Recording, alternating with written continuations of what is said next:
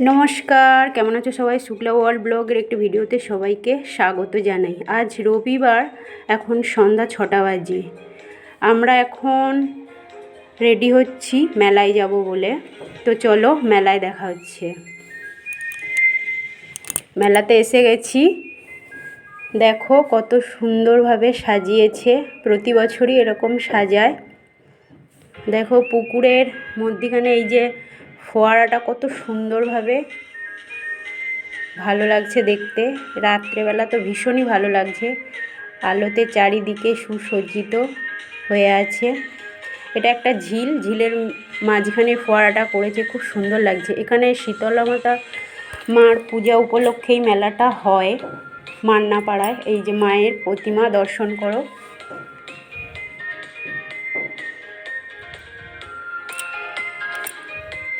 এই মেন মন্দির মান্নাপাড়া হরিসভা, এই মন্দির থেকে ওখানে নিয়ে যাওয়া হয় পূজার পরে। এই মন্দিরটির চারিদিকে দেবদেবীদের সুন্দর সুন্দর দৃশ্য খচিত রয়েছে। দেখো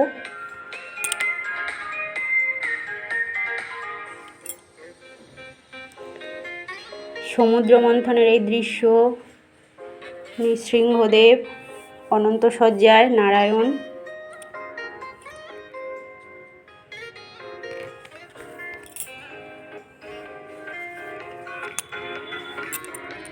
ঝাড়বাতিটা দেখো কত সুন্দর লাগছে দেখতে।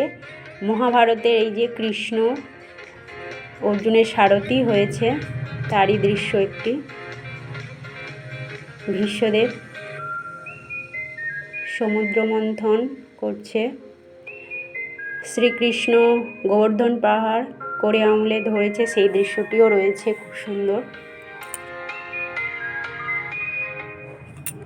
আর একবার দেখো রাত্রের এই দৃশ্যটি কত মনোমুগ্ধকর, কত সুন্দর লাগছে।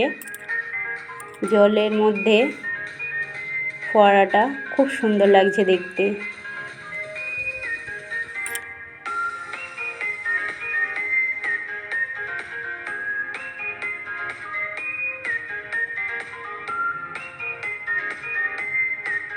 এখানে আজকে প্রোগ্রাম হবে, তাই এই ড্রেসটি বাঁধা হয়েছে। মায়ের এখন আরতি হচ্ছে, সন্ধ্যা আরতি।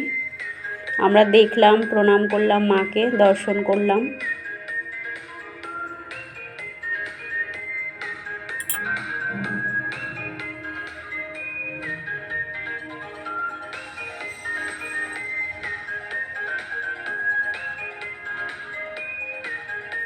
এইবার আমরা আস্তে আস্তে মেলার দিকে প্রবেশ করবো। এই যে ফুলদানি কিনবো বলে জিজ্ঞেস করছিলাম কত করে দাম। ফুলের তোড়া খুব সুন্দর লাগছে দেখতে ফুলগুলো। এদিকে বেলুনের এই যে গ্যালারিটা দেখছিলাম, চামচ, স্টিলের, সব কাঠের বাসনপত্র এইসব। আমরা এই ঘোড়ার ঠাকুরটি নিয়েছি, ঘোড়ার মানে ছবিটা নিয়েছি।